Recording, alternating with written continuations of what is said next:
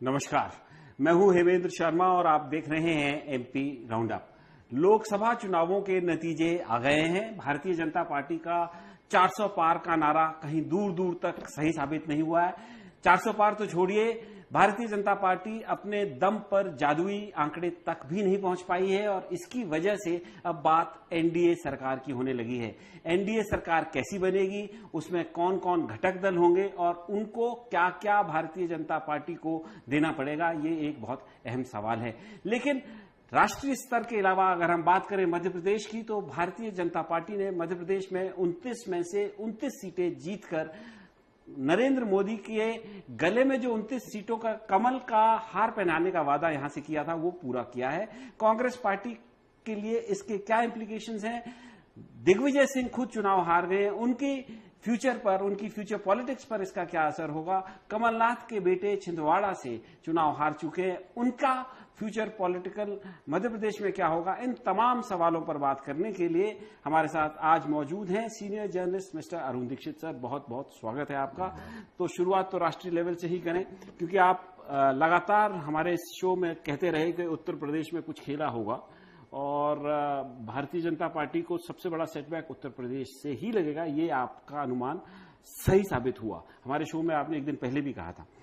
तो सबसे पहले तो मैं ये जानना चाहता हूं कि क्या बेसिस था आपका ये कहने का कि उत्तर प्रदेश में भारतीय जनता पार्टी को सेटबैक लगेगा और समाजवादी पार्टी और कांग्रेस पार्टी बेहतर करेगी? ये बात आपने उस समय की जब एग्जिट पोल एक तरफा उनको वहां पे सीट जिता रहे थे। देखिए हेमंत जी, सबसे बड़ी चीज जो हुई है, मैं दो लड़के शब्द का इस्तेमाल करता हूं राहुल और अखिलेश के लिए जी। उत्तर प्रदेश में जो सामाजिक ताना बाना है, वहां मायावती बहुत बड़ी प्लेयर थी और वो इस बार भी वो मोदी के हाथ में खेल रही थी। उन्होंने सबसे पहले हार्श स्टेटमेंट के लिए अपने भतीजे को ही हटा दिया, उसका पद ये मायावती कर सकती थी, उन्होंने हटाया। लेकिन दोनों लड़कों ने समाज के उस तबके के सामने ये रख दिया, संविधान दिखा के, कि ये अगर 400 पार या जीते भी तो ये संविधान बदल देंगे, आपका आरक्षण का हक मारा जाएगा। वो जो चीज है वो नीचे तक गई। उसमें सबसे पहला खेल ये हुआ कि वोट जो कटा, एक पहली बात तो कि दोनों का गठबंधन हुआ और प्रॉपर सीटों का बंटवारा होकर के चुनाव लड़ा गया। उसके बाद जो वोट जो कटा वो मायावती का सबसे ज्यादा कट के साइकिल पे आया, हाथी से लोग उतर के साइकिल पे। यही मैं आपसे पूछना चाहता हूं कि ये अनुमान लगाना कैसे संभव हुआ, क्योंकि जो हाथी का जो ट्रेडिशनल वोट बैंक है और जो साइकिल का ट्रेडिशनल वोट बैंक है, उनमें आपस में बहुत कन्फ्रंटेशन है। और जो इससे पहले वाला चुनाव था, सपा और बसपा मिलकर लड़े थे, लेकिन उस समय ये देखा गया था कि हाथी का वोट जो है साइकिल पे ट्रांसफर नहीं हुआ था, साइकिल का वोट हाथी पे जरूर ट्रांसफर हो गया था और वो रिजल्ट में दिखा भी था। हेमंत जी, वो तब की बात और थी। तब इन दोनों के बीच दिल नहीं मिले, क्योंकि कट्टर दुश्मन थे, बीएसपी और एसपी। मायावती को तो एक बार जान से मारने की कोशिश का उन्होंने भी आरोप लगाया था लखनऊ के गेस्ट हाउस में। तो वो बेमेल जोड़ी थी, उसमें नहीं हुआ। लेकिन इस बार क्या हुआ, राहुल और अखिलेश ने एक बहुत बड़ा काम किया। वो यादव सरनेम से पीछे हटे।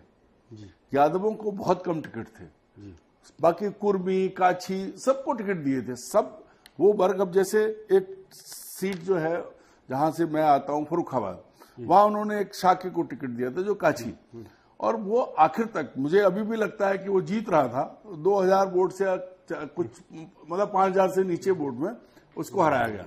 तो ऐसी सीटें भी जो हैं, ऐसा जो टिकट दिए थे अखिलेश ने, उन्होंने दूसरी जातियों के लोगों ने बहुत जम के वोट किया फिर अखिलेश के लिए चारों तरफ। और अभी भी एक और चीज है कि ये जो आंकड़ा इनका है, अगर ईमानदारी से चुनाव की काउंटिंग होती और कलेक्टर बदमाशी नहीं करते तो कम से कम 5 सीट और हार जाती बीजेपी। अच्छा सर, इस चुनाव की बहुत मैसेजिंग हुई है, बहुत मैसेजेस इस चुनाव से आए हैं जिनको इंटरप्रेट अपने तरीके से किया जा रहा है।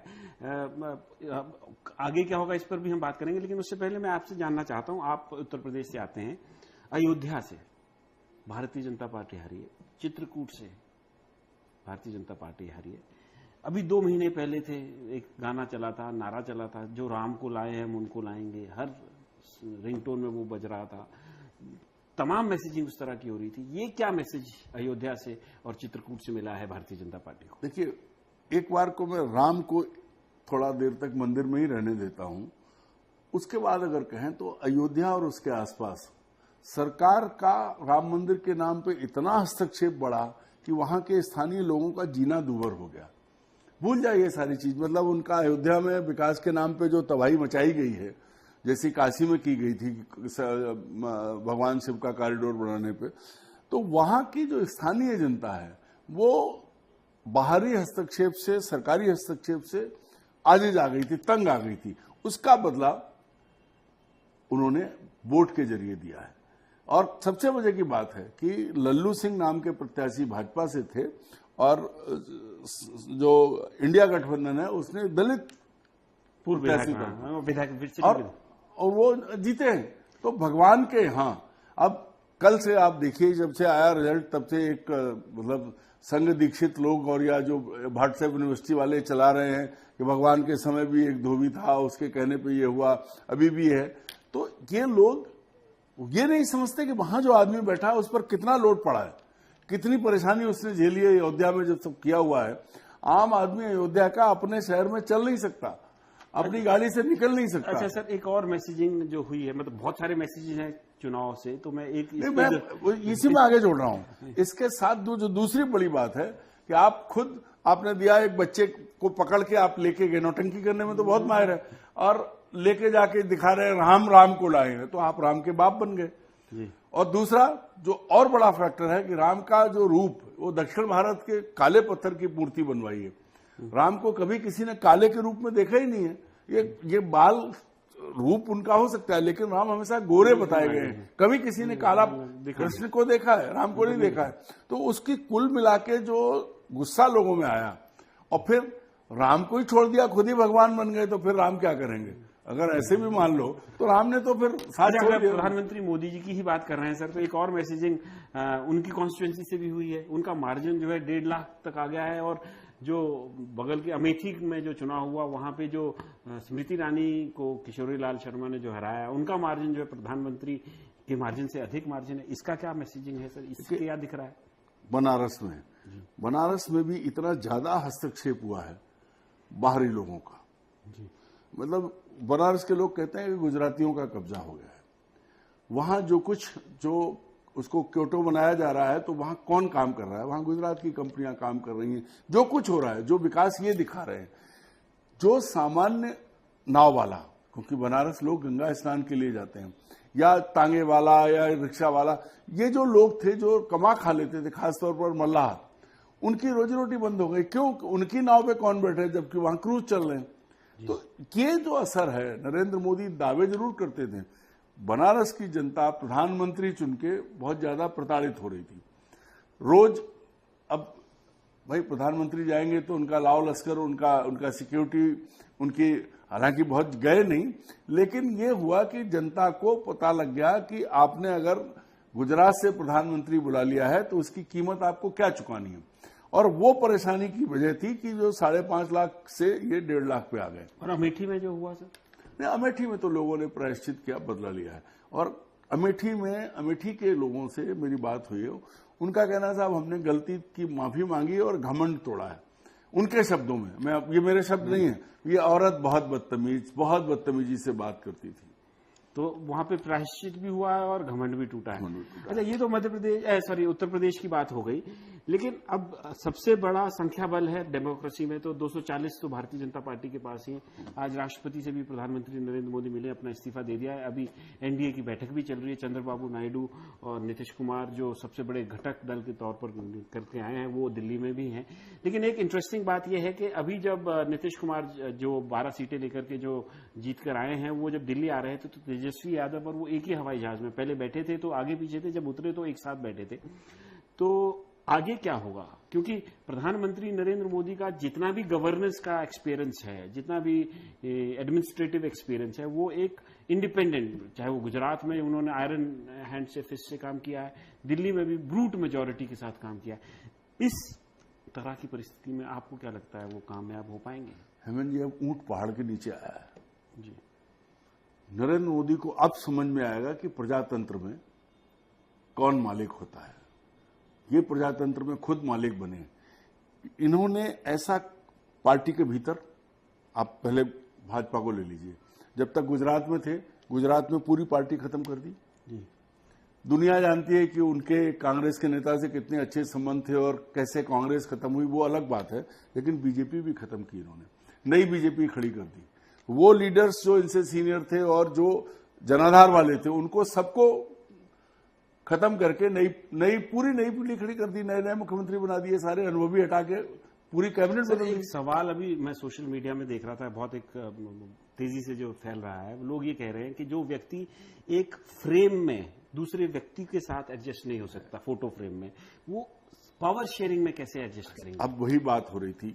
अब जब गुजरात में किया, उसके बाद जब दिल्ली आए तो उन्होंने लालकृष्ण आडवाणी और मुरली मनोहर जोशी जैसे दिग्गजों को घर बिठा दिया, क्योंकि उन्हें लगता था कि अगर वो होंगे सरकार में तो फिर उनके सामने झुकना पड़ेगा, तो उन्हें 75 का फार्मूला लाके निकाल दिया। और 10 सालों में इन्होंने विपक्षी दलों का जो किया सो किया, ईडी भेजी, जो कुछ कांग्रेस का, समाजवादी पार्टी का और सब दलों का, उसमें पीड़ित खुद चंद्रबाबू नायडू भी रहे। लेकिन बीजेपी के भीतर भी सब खत्म किए हैं, मतलब वो नेता जो दिग्गज नेता, सबको हाशिए में डाल दिया। कौन? 2 लोग, नरेंद्र मोदी और अमित शाह। ऐसे दूसरे आदमी की भी बात कर ही लेते हैं। अभी इस चुनाव के बीच चुनाव में जगत प्रकाश नड्डा जो राष्ट्रीय अध्यक्ष हैं भारतीय जनता पार्टी के, उनकी तरफ से बयान आया, किस कॉन्टेक्स्ट में आप बताएं, कि वो कह रहे हैं कि संघ की आवश्यकता नहीं, भारतीय जनता पार्टी अब बहुत मजबूत हो गई है। तो मैं आपसे सवाल ये जानना चाहता हूं कि अभी जब ये कोएलिशन का फिर से दौर आ रहा है और एनडीए के घटक दलों को एडजस्ट करना पड़ेगा, तो आरएसएस का क्या रोल होगा? और दूसरे, अमित शाह जो गृह मंत्री थे पिछली सरकार में और बहुत चाणक्य भी माना जाता है उनको भारतीय जनता पार्टी के हलकों में, तो उस तरफ से जो लोग सोचते हैं, उनका रोल क्या होगा केंद्र में? पहले आपके अमित शाह वाले जवाब। अमित शाह को चाणक्य किसने बनाया? गोदी मीडिया ने। चाणक्य नहीं, वो मैं कहता हूं वो गुंडागिरी करते थे, धमकाते थे लोगों को, वो उनका काम था। अब मोदी की जो एनडीए की सरकार है, जिसमें उन्हें चंद्रबाबू नायडू और नीतीश कुमार की बैसाखी चाहिए, उसमें अब असली चाणक्य की आवश्यकता है नहीं, उसमें अमित शाह की कोई भूमिका नहीं होगी जी। ये दोनों उनको नहीं रहने देंगे, क्योंकि भाई अब हो गया जो उन्होंने किया, बीजेपी के लोगों के साथ किया, और जो 7 दल आए। देखिए, ये भी कहा जा रहा है कि नरेंद्र मोदी ने किसी को नहीं छोड़ा, ना अपने वालों को ना बाहर वालों को। वो साहब कहते हैं ऐसा कोई सगा नहीं है जिसको मैंने ठगा नहीं है। राम जी को भी नहीं छोड़ा। कल का देख लीजिए, बात बीच में आ रही है। कल शाम को जब वो पार्टी हेड ऑफिस गए तो उन्होंने जय श्री राम नहीं कहा, जय जगन्नाथ कहा। आज जब वो राष्ट्रपति से मिलने गए तब उनकी जैकेट का कलर बदला हुआ था, भगवा जैकेट नहीं थी। तो नरेंद्र मोदी तो गिरगिट से जल्दी रंग बदलते हैं। उनके साथ अमित शाह को ना तो चंद्रबाबू नायडू बर्दाश्त करेंगे और ना नीतीश कुमार। एक और चीज है, क्योंकि बैसाखी चाहिए और 32-33 सीट कम से कम चाहिए, तो इन्होंने जिस तरह से व्यवहार किया है, सब जानते हैं कि अमित शाह की भाषा, अमित शाह का व्यवहार भाजपा के अपने साथियों का, कई बार कैमरे पे देखा है, हाथ हटा के पकड़ के नड्डा को रास्ते से हटाया अमित शाह ने, कैसे डांटते हैं। तो वो जो चीज है, भी देखा है आपने। उज्जैन में उस समय शिवराज सिंह मुख्यमंत्री थे, डायबिटिक हैं, वो कुछ खा रहे थे तो कैसे एकदम जैसे मोदी ने देखा तो मैं वही कह रहा हूं कि अब बात आई तो शिवराज सिंह पॉलिटिक्स में नरेंद्र मोदी से सीनियर थे, लेकिन जब नरेंद्र की बात रह गई कि नरेंद्र मोदी जब प्रधानमंत्री बने तो उन्होंने इंश्योर किया कि शिवराज सिंह को नीचा दिखाएं, और यह हालत हो गई कि शिवराज सिंह उन्हें भगवान की देन कहने लगे। अब आती है संघ की बात। संघ को पिछले 10 साल में एक कदम, हालांकि ये सही है कि वो संघ का एजेंडा हिंदू राष्ट्र का, उस पर बहुत काम किया नरेंद्र मोदी ने, और 370 को हटाने से लेके 3 तलाक से लेके सारे एजेंडे में संघ बड़ा खुश था, क्योंकि उसका एजेंडा पूरा हो रहा था। लेकिन इसके साथ साथ संघ की भी गर्दन अमेटते जा रहे थे, मरोड़ते जा रहे थे। क्यों? क्योंकि संघ का दबदबा रहता था, संघ डिसाइड करता था। आपको याद होगा जब लालकृष्ण आडवाणी जिन्ना की मजार फोके लौटे तो संघ के जो भाजपा में उस वक्त संगठन महासचिव थे संजय जोशी, जो बहुत छोटे थे, उन्होंने जाके इस्तीफा मांगा। 10 मिनट में इस्तीफा ले आए थे वो। तो संघ जब तय करता है तो आडवाणी जैसे लौह पुरुष को भी जमीन पे ला देता है। लेकिन नरेंद्र मोदी ने 10 साल में, चूंकि मनमानी कर रहे थे, संघ पहले तो देखता रहा कि ये भाई काम तो चल ही रहा है, लेकिन उसकी आड़ में क्या चला। उसकी आड़ में आज हम नहीं कह रहे, पूरा देश कह रहा है कि गुजरात के चंद कारोबारियों को आगे बढ़ाया गया और अपनी पसंद के भाजपा के नेताओं की बजाय उन नौकरशाहों को उन्होंने आगे बढ़ाया, अपनी कैबिनेट में उनसे काम करवाया जो उनकी पसंद के थे। किसी भी नेता को जो भाजपा के, चाहे राजनाथ सिंह हो, चाहे नितिन गडकरी हो या दूसरे लोग हों, सब हाशिए पर चले गए, किसी की कोई हैसियत नहीं बची। और उसके बाद ये तो पार्टी में हो रहा था, बीच चुनाव में 5वें चरण के पास उन्होंने इंटरव्यू दिया, बयान नहीं था, इंटरव्यू दिया था इंडियन एक्सप्रेस को, और उसमें कह दिया कि वो अटल जी का जमाना था, अब हम बहुत पावरफुल हैं, हमें संघ की जरूरत नहीं है।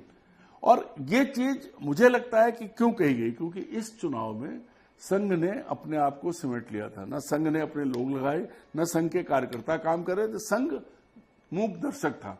उसका परिणाम ये हुआ कि जब कहा गया उसके बाद के जो 2 चरण हुए हैं उनमें देख लीजिए इनकी हालत।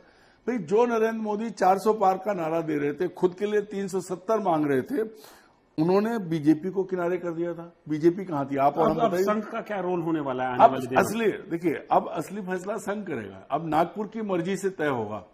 दूसरी चीज यह है कि कोई भी गठबंधन चलाने के लिए बहुत बड़ा दिल चाहिए। तो जब नरेंद्र मोदी कैमरे के फ्रेम में कोई परछाई बर्दाश्त नहीं कर सकते, तो सत्ता बांटने वाला कैसे होगा, कैसे चलेगा? तो मुझे जो क्या फ्यूचर देख रहे हैं आप, चलेगा भी कि नहीं चल पाएगा? नहीं, मुझे जो लगता है कि अगर एनडीए को सरकार चलानी है जी, तो एनडीए की लीडरशिप नरेंद्र मोदी के हाथ में नहीं होगी। आप ये कह रहे हैं कि चेंज ही करना पड़ेगा। हाँ। क्या वो चेंज इमीडिएटली होगा या कुछ समय बाद? तत्काल होगा, या फिर नरेंद्र मोदी खुद को बदल लेंगे। जी। ये वो मान लेंगे कि अपनी थाली में से उनको क्या लगता है आपको नायडू और नीतीश दोनों को खिलाना है। देखो भाई, जब से 2002 से 22 साल में पिछले नरेंद्र मोदी ने किसी को बर्दाश्त नहीं किया है। भगवान की कृपा रही तो वो करते चले गए। बेचारे संजय जोशी कहाँ हैं, उनका तो सत्यानाश कराया, उन्हीं के कहने पे हुआ। पूरी बीजेपी दिल्ली में देख लो आज राजनाथ सिंह की क्या स्थिति है, नितिन गडकरी को कहां पहुंचा दिया, तो खत्म नहीं कर पाए, निकाल नहीं पाए। रविशंकर प्रसाद इतना अच्छा नेता था, पढ़ा लिखा वकील, उसको क्यों हटा दिया कैबिनेट से? तो ये मनमानी, जो मैं करूंगा वो होगा, अब वो नहीं होगा। अब अगर चंद्रबाबू नायडू कहते हैं कि मेरे पास 16 हैं और मेरे 16 का मुझे लोकसभा का अध्यक्ष पद भी चाहिए और मुझे गृह मंत्रालय भी चाहिए और मुझे ट्रांसपोर्ट मिनिस्ट्री भी चाहिए, तब क्या करेंगे आप? देना पड़ेगा। अगर आपको प्रधानमंत्री बनके रहना है तो जो मजे ये मनमोहन सिंह के लेते थे, अब ये मनमोहन सिंह बनने वाले हैं। अब ये देखना यह है कि नरेंद्र मोदी बनेंगे या संघ इन्हें बनने देगा, क्योंकि संघ को भी तो अपना बदला लेना है। संघ तय कर चुका है, क्योंकि 10 साल हो गए भाई, 10 साल एक पद पे आप रह लिए और क्या चाहिए आपको, बदलिए। तो संघ की पसंद, उसमें सबसे प्रमुख नाम नितिन गडकरी का है, उसके बाद शिवराज सिंह का भी है, राजनाथ सिंह का है। तो ये देखना पड़ेगा। पर मोदी कोलिशन गवर्नमेंट नहीं चला सकते, वो उनके डीएनए में नहीं है। अच्छा सर, अब ये तो केंद्र की सरकार हो गई, लेकिन मध्य प्रदेश से तो 29 के 29 फूल उनके गले में पहनाए गए हैं। यहाँ पर तो दिग्विजय सिंह भी चुनाव हार गए, आपका छिंदवाड़ा का जो किला था वो भी ढह गया, कमलनाथ जी भी अपने बेटे का चुनाव नहीं जितवा पाए। कांग्रेस पार्टी का भविष्य मध्य प्रदेश में कैसे देख रहे हैं आप? देखो, अभी तो भाई कांग्रेस पे ताला लग गया जी। अच्छा, 29 तो लड़े भी नहीं, वो 27 ही लड़े थे। मैं कह रहा हूं कि कांग्रेस पे विधानसभा चुनाव में हार के बाद जितनी आपाधापी में कांग्रेस नेतृत्व ने फैसले किए यहां को लेकर के, वो आत्मघाती थे। अगर आपने नेतृत्व बदला था तो आप कमेटी बनाते, वो भी नहीं। तो लोकसभा चुनाव में कांग्रेस कहीं थी नहीं। रही बात दिग्विजय सिंह और कमलनाथ की, तो कमलनाथ के पीछे तो पहले दिन से पड़े थे नरेंद्र मोदी और उनकी टीम, और जिन कैलाश विजयवर्गीय ने पहले हरियाणा और बाद में बंगाल में काम किया था, उनकी ड्यूटी लगाई गई थी। तो कोई तरीका नहीं, साम दाम दंड भेद, मतलब घर से लोगों को निकाल के बीजेपी में ले आए। सारे लोग कांग्रेस के, जो जिनको पाल पोस के बड़ा किया छिंदवाड़ा में कमलनाथ ने, उनको भी निकाल रहे। 44 साल से छिंदवाड़ा में है कमलनाथ। और आखिरी समय में ये बताने की कोशिश की एडमिनिस्ट्रेशन के जरिए ये कमलनाथ कुछ नहीं है, उसका असर पड़ा। तो फ्यूचर कैसे देख रहे हैं आप इन दोनों नेताओं का, दिग्विजय सिंह का और कमलनाथ का? कोई भविष्य, राजनीतिक भविष्य बचा है क्या मध्य प्रदेश में? अब मुझे ऐसा लगता है कि देखिए, वैसे तो वही बात है कि पुरुष के भाग्य के बारे में कुछ नहीं कह सकते। नरसिंह राव घर जा रहे थे, प्रधानमंत्री बन गए, लेकिन दोनों 77 के बाद के हैं। और अभी चुनाव हारे हैं। हाँ नहीं, 77 प्लस है। हाँ। अगला चुनाव अभी होने में देर है। मुझे लगता है कि अब इनकी पारी हो गई, और कांग्रेस मध्य प्रदेश में तभी खड़ी होगी जब वो नई लीडरशिप लाएगी। तो नई लीडरशिप जो लाई है उसको कैसे देख रहे हैं आप? पूरी नई लीडरशिप, वो थोड़ी समझदार लीडरशिप। जात के फ्रेम में मत देखो, योग्य नेता लाओगे तब चल पाओगे। ये जो आप प्रेजेंट लीडरशिप, उमंग सिंगार लीडर ऑफ ऑपोजिशन और जीतू पटवारी प्रदेश अध्यक्ष, इनमें कोई पोटेंशियल देख रहे हैं? कतई नहीं। रिवाइव ये नहीं कर पाएंगे, कुछ नहीं कर पाएंगे। ये मैं आपसे कहता हूं कि आप पता कर लीजिए कि अभी समझौते हो गए हैं सरकार से, ये दोनों कुछ नहीं करने वाले हैं। तो मध्य प्रदेश में कांग्रेस पार्टी की स्थिति 29 में से 29 सीटें हारी है। जो फाइट मध्य प्रदेश में कुछ लोगों ने दी है, जैसे ग्वालियर चंबल डिवीजन में भिंड, मुरैना और ग्वालियर में कैंडिडेट्स ने फाइट दी है, वहां पे भी इंटरनल कॉन्फ्लिक्ट्स की वजह से, आपसी जो द्वेष थे उसकी वजह से ये स्ट्रांग कैंडिडेट्स भी चुनाव हार गए थे और या हार गए हैं। लेकिन अभी फिलहाल सारा फोकस राष्ट्रीय स्तर पर है, नेशनल लेवल पर है। कैसे एनडीए सरकार बना पाता भी है या नहीं बना पाता है, और यदि बनाने में कामयाब हो जाता है तो वो कितनी सक्सेसफुल वो कोलिशन गवर्नमेंट होती है, इस पर सभी की नजरें रहेंगी। और आने वाले दिन जो है राजनीतिक तौर पर बहुत ही दिलचस्प होने वाले हैं। एमपी राउंड अप में आज सिर्फ इतना ही। कल फिर मुलाकात होगी, तब तक के लिए थैंक यू, गुड बाय।